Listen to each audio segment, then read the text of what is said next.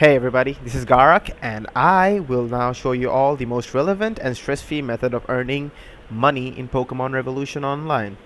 Now, the reason I'm doing this is because ever since the introduction of the Guild Island, people have become so obsessed with, hey, I'm gonna increase my guild ladder. Hey, I'm gonna try to hit that guild ladder. Hey, I want that Guild Island. You see, the thing is that PvP is or may not be your cup of tea. For example, me, I am absolutely horrid at PvP. I have tried so many times, I have never risen above 200. You can thank Ascension for that. Thank you guys for beating me every single time. Sad life. Anyway, what most people forget is that bosses are your reliable friend every 12 days. They give you on average about 30 to 40k through each bosses, and some of them even give you 80 to 100k. And they also give you shiny Pokemon or normal Pokemon depending on your boss. Now, I made most of my money from bosses, as you can see over in my money tab over here, as well as got some very cool Pokemon, which I will be highlighting soon in another video. But the thing about bosses that most people tend to forget is that, like, they think that, hey, I'm gonna use that one Baton Pass set that I saw from this one YouTuber or that one friend who suggested to me. That one Baton Pass set will not always work. It is bound to fail you at times. Now, the thing about that is, I have been using a specific set of 10 to 20 Pokemons for the last 1.5 years, and I gotta say, it has been giving me actually a very high level of success.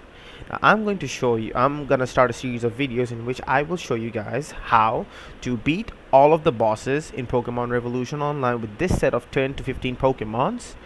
And I really hope you guys enjoy the video and wish me luck. So the first boss that I'm gonna go for now is, since I'm in a critique city, might as well hit the boss Bruno. Now, Bruno boss over here, he's a fighting type boss, as well as the gym leader, but like, he's one of the what you call easier bosses. However, for somebody inexperienced, he might be a bit difficult. Now, you see, I always challenge my bosses on hard mode. Never easy, never medium. Let me tell you, hard is always the best, because they give the most rewards, they give the most pokés, and they are economically very good overall, especially when you're using things like membership or maybe black MS. So okay, over here I'm going to show you my team composition. Now, Whimsicott is my bread and butter for all kinds of bosses. You can either go bold, you can either go calm. It's completely up to you, as long as it's defensive and it has prankster ability. Now, the thing about prankster is, like, most bosses, especially the hard bosses, they have 400 EVs all throughout the board. Now, that can be a very difficult thing, especially when for example, the boss Bruno, he starts off with a Steelix, and now Steelix is not that good offensively, but if you give it 400 EVs on attack, it turns out to have an extra 100 attack stat, which can wipe out your entire team even when you're trying to set up. So that's why EVs are best friend, because of his prankster ability, which gives him Flash and Memento. Now, Flash, I use Flash primarily to make sure that the bosses miss their moves whenever I'm using my moves.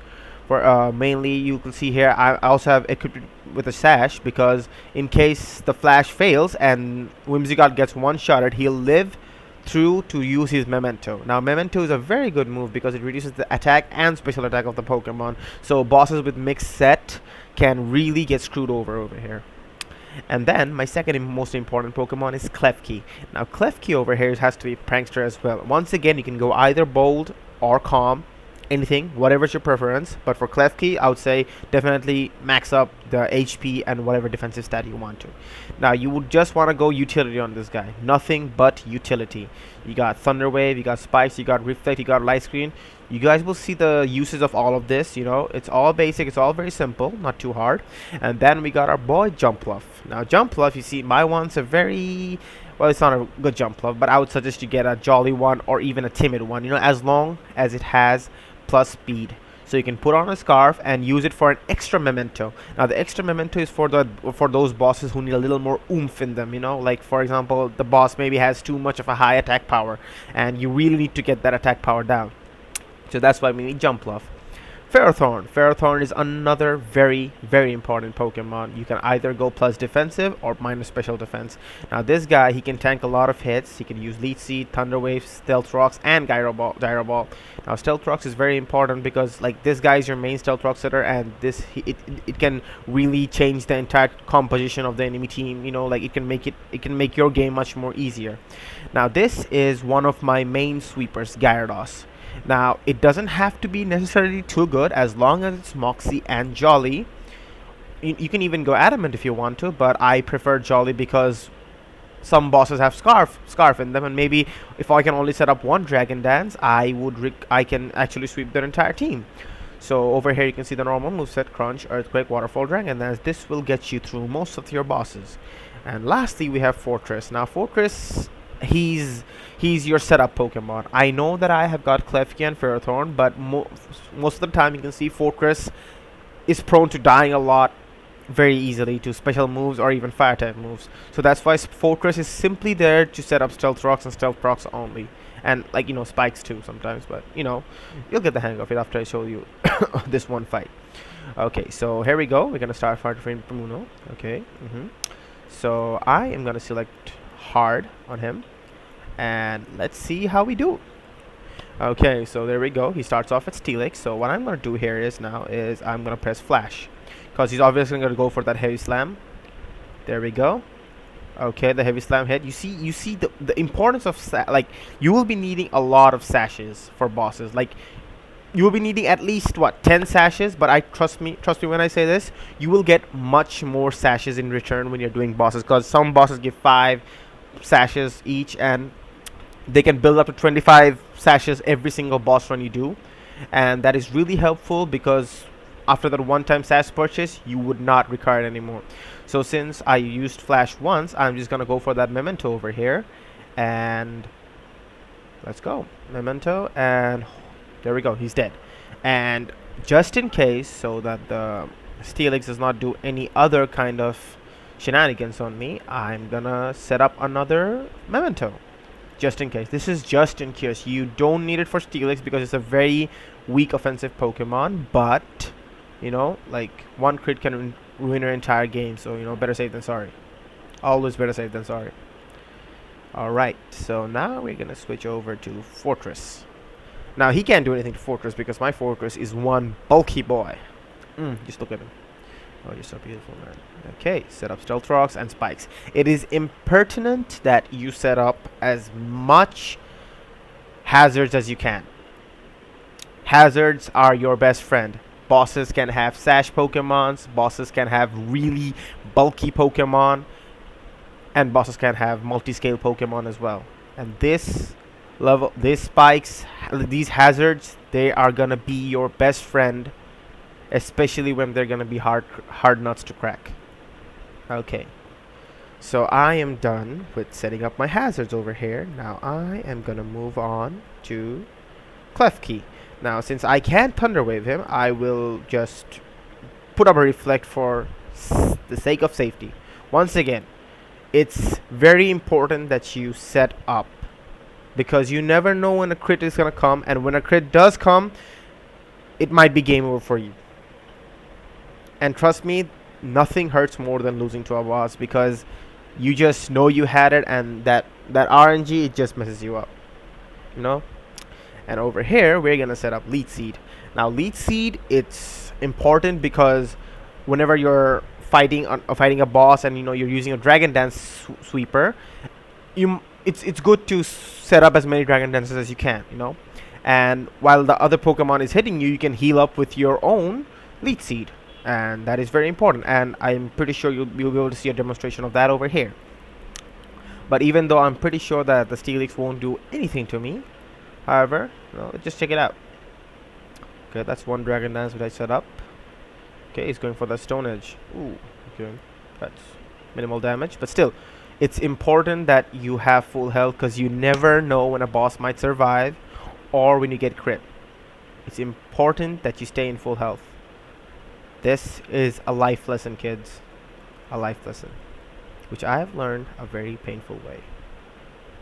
Okay, set up 3 Dragon Dances. The reason I chose Moxie is because that it's much more reliable. I know that you can go Intimidate and it might do you very good in some bosses, but you might not always have the opportunity to set up 6 Dragon Dances. That's why Moxie is very important, because once you knock the boss out, you can just move on to sweeping them. Oh man, I can't even speak English. Okay, here we go. Waterfall. Let's see, that's a KO. Okay, moving on. What's his next Pokemon? Should be Hariyama. There we go. Hariyama.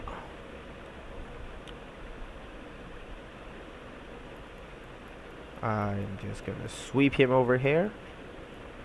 There we go. Here's your sweep. That's right. That's right. Go down, boy.